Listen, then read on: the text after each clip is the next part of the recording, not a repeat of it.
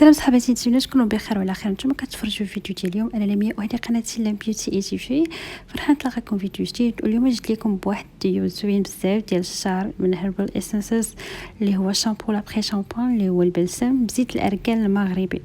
بزاف ديال البنات كيهضروا عليه وكيقولوا كيرطب الشعر وكيخليه كيبرق، فقلت نجربو ونقول لكم الراي ديالي بكل صراحه.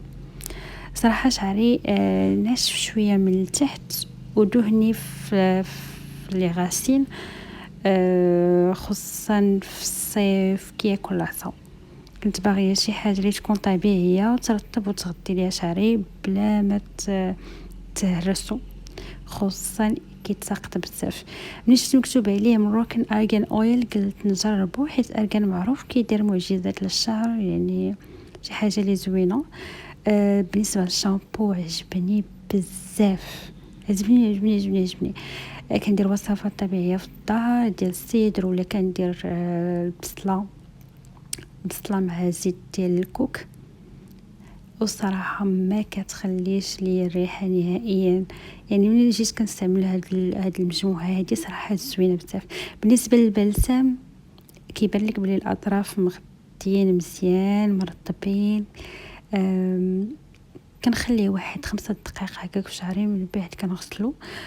اول مره غنستعملو حسيت بلي الشعر ديالي مرطب مزيان، سهل انني نسرحو.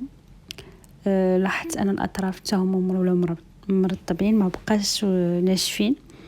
والشعر ديالي يعني فاش كنصاوبو كنحس به بلي مزيان.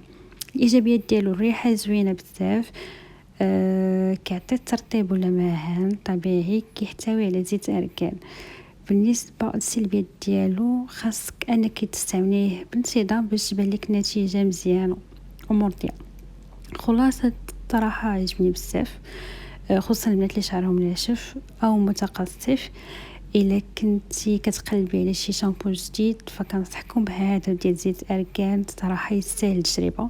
نعطيه 9/10. نعاود نشريه ان شاء الله حيت زوين. نتمنى الفيديو ديالكم يكون عجبكم. الى عجبكم ما تنساوش تخليو لي لايك وسبسكرايب الا كنتو اول مره كتشوفوا الفيديو. ما تنساوش تخليو لي ارائكم في التعليقات ومقترحات الفيديوهات الجايه. تهلاو ليا فراسكم وبسلامه.